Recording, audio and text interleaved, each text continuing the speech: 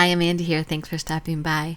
One of the ways that you can help YouTube budding channels is to subscribe to their channel, but also to like and comment on the videos that you really like, kind of to help them, YouTube that is, know to share those with more people. I am a close to my heart maker, and if you don't have one or want to purchase any of the supplies that you see in my videos, you can go to craftingwithamanda.com. Today's video is a little different from what I normally do. It's a single page layout, and I do have some photos that there's not many of them, and to tell the story, one page is enough, and I'm learning that incorporating those into my book is a good thing. It actually gives some variety. So I've chosen the You Are Enough paper pack from Close to My Heart, and I went ahead and added this sheet. I believe it's Scarlet Cardstock. And the photos are from my birthday, and a friend of mine, over 60 years old friend of mine, she had never had lobster. And for my birthday, I always, not always, but I tried to purchase a lobster and cook it for myself because nobody else in my family really likes seafood. And so it was just a special treat that I could do at home and not have to drag my family into something they really didn't enjoy.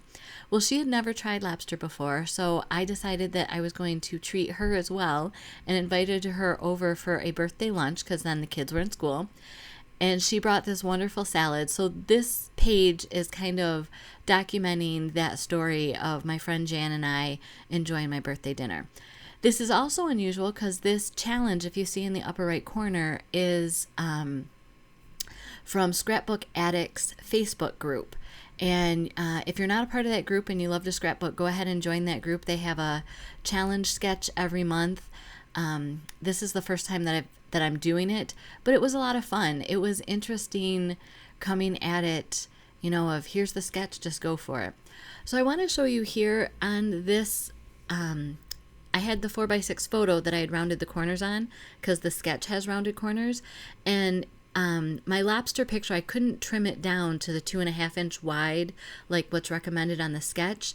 So to make up the difference, I just grabbed a piece of white cardstock, and as you saw, I used the photo of the pie as the measuring point. So I recommend, instead of doing it exactly, as you see, I just had to cut off about 1/4 inch to allow for some space between the lobster photo and that white piece of cardstock. I end up changing these photos around 16 times just to kind of get a feel for it, and I'm trying to, I don't know, in my mind figure out what I want, and then I realize, well, I can't put the two photos of the lobster and Jan together because the white paper is the one that's cut to size with the lobster, so it was just interesting. So I found this old stamp set that has the word celebrate on it, and since it is my birthday, the reason why we have this, I pulled that out, and I'm cutting another piece of white daisy, and this time I'm following the sketch dimensions, that it is 4 inches tall by 2.5 inches wide. I'm rounding the corners again just to match the sketch. And if you didn't notice, I rotated the sketch so that my 4 inches is tall instead of long, because that's what my photos work with. I didn't mention it when I did it, but I took a blending brush and edged the edges of the red scarlet cardstock, and that's a shape that I had cut on the Cricut with sapphire ink. And I end up doing that with all of the cardstock pieces. I do that with this one here that says celebrate birthday, and then I also do it with the piece that I cut down to coordinate sizes, but you'll see all that. And I encourage you here, this is a journaling stamp and it has boxes along the one edge, but I didn't really want the boxes. I just felt like it wasn't a laundry list that I was putting together. It was a sentence or two about celebrating the birthday with Jan. So instead of using the stamp set as the manufacturer may have designed it, I turned it 180 degrees, and I really like that the lines don't start all on the same edge. And so just look at your stamps a little differently. Throw them upside down, turn them sideways, flip them, 90 degrees. Just use your stamps. At least for me, I need to remind myself of that. So here's more paper from the You Are Enough paper pack. And that is still available as of right now on my website in the online only section. So I'm trying to pull in some pieces to kind of tie some of the photos together. Having a bridge between photos or a embellishment that connects photos, it just helps your eye also connect those images. So that's what I'm doing here. I'm just kind of playing with it. My background isn't glued down yet. I'm thinking that I need to do some flower embellishments. It's my birthday after all, and these are some of my favorite flowers. These were a die that Close to My Heart had called, oh, I can't even remember what it was, something flowers. It's sold out, so it's not available, but you can cut these same shaped flowers out of a Cricut file if you want. Flower Market by Close to My Heart has very similar. If you're not familiar with how to shape flowers or color the edges or get them, looking like these, I will link a video playlist. Actually, I did a 3 video series on shaping different flowers, so you can take a look at that. So now I'm just pulling these leaves that are also from a retired Close to My Heart thin cut set, but everybody has thin cuts in different leaves and different patterns, so you can just find one that works for you, that really speaks to you. There is a layered flower thin cut right now that has some open leaves like that on it, so you can check that out if you want. And I'm just dry fitting just to get an idea. I decided that I didn't have that much journaling, so I would be able to write in and around the embellishments, and you'll find out later that I forgot to do that, so I have to change things up. But I think we all kind of, I don't want to say make mistakes, but forget things as we go and have to improvise or have embellishment opportunities. So I will show you an embellishment opportunity today. When I was looking through my stamp sets to find a title for this page, I found this stamp set that has a whole bunch of like words with definitions on it, and this one has favorite and joyful, and it had other friendship, I think. So I just chose the favorite one and I tried to get all of it on there. It's actually very readable. And then I'm taking the joyful words, and because I don't know where my long block is, I'm using the front part of my Misty as my stamp block, and it works really well. You'll see that you just ink it up on the outside, and then I can stamp it over onto my paper. And I'm just going to vary where I start this phrase and end it, and because it will have embellishments kind of covering it, I don't feel that I needed to be super precise or make sure that I wasn't repeating the same words, because if people are looking at my layouts that closely, well, then they will get to see that I cheated or was lazy or however you want to say that, and didn't pull out another stamp to put in different words there. So I'm just filling out this sheet with the word, or the phrase from the joyful set. You can see all the edges of the ink pad on the top of that Misty from where I'm kind of rocking the ink pad on it, but thankfully this doesn't show up on any of my work. It doesn't put smears on anything, and then I'll just clean that up and put those away. One thing that I will say about cleaning up, if you don't have a stamp chamois, I strongly recommend them. I resisted them for a long time, but they really do a great job. I keep mine, actually 2 of them, one for travel and one for everyday, and I keep mine in a diaper wipe container, and it actually keeps it moist for several days, but it doesn't make it so that it has the awful smell of a fully airtight container. So here on the journaling, I'm just talking about that Jan has never tried lobster, and so for my birthday meal, I was able to have it with one of my favorite friends, and she brought a salad, so it was kind of nice.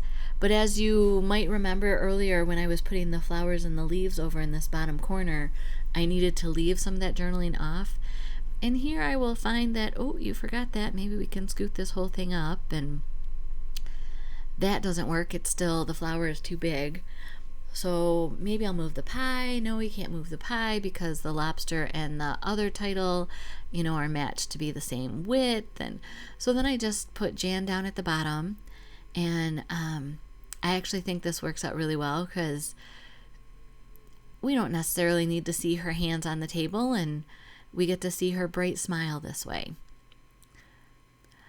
On the embellishments, as you put them on your layouts, keep in mind that this is your layout. This is what, you're going to look at and your family is going to enjoy for years to come. So do things that make you happy. Sometimes, it's, well, you should do these kind of things, or you shouldn't have too many flowers in your layout, or by having this one page layout with these blue and reds, what if I want to put a pastel layout next to it? Put a pastel layout next to it. Just enjoy. I think, there's so many people that don't preserve their memories because there's too many rules or too many, barriers that they put up. Just have fun with it. These are your family, your memories. You can do with it as whatever you want. And if you didn't notice, I am using a liquid glue to hold these down versus the adhesive runner. Especially the flowers with so many layers are heavier, and the liquid glue really welds it into place. And you can see here how those embellishments are hiding the words that I stamped on that upper left card. And I had some solid leaves, again, from a thin cut, but I decided I didn't want those, so I'm using, these are the leaves from the layered flower thin cut that is available now, and it kind of has stitches in it. And I pinch the sides of the leaves so that it gives it just a little bit of dimension. It looks like they're in half, and you can see here I had forgotten to do that with that one, so I just went ahead and did that. And I just am adding the glue to the stem and tucking them in underneath. Again, just have fun with it. Do what you want. I was looking at the lobster, and I think this was the day that I bought the lobsters, and I had gotten one of them out of the box and put it on the cutting board, and then when I went to go get the other box that had the other lobster in it, the first lobster had backed its way off the cutting board and plummeted to the kitchen floor. So it was just kind of funny. I think it was just one of those things that it's like, yep, these are fresh lobsters.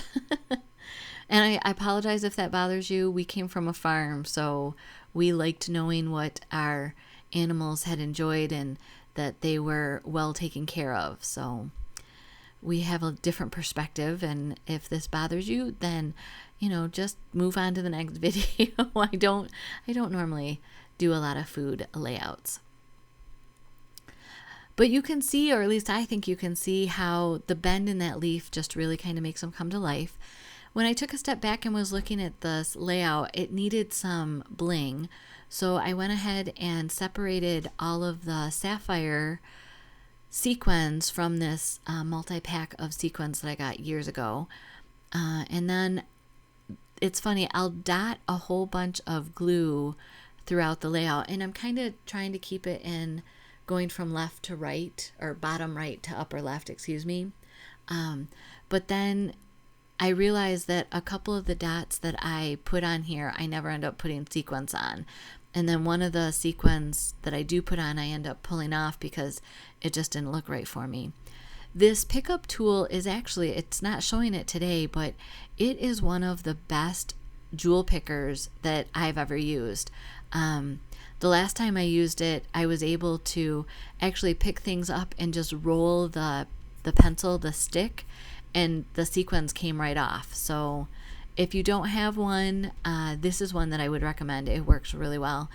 And otherwise, my old habit is to pick it up and then pull it off with my piercing tool. But I really don't think that you need that. Like I said, I did another layout and I didn't have my piercing tool right with me. Someone had borrowed it. And so they roll right off. So I think it's just a new habit to get into. So there's the one sequence that I took off. And I had put 2 glue dots up to the upper right of the upper left flower, if that makes any sense. And I didn't end up putting any sequins up there.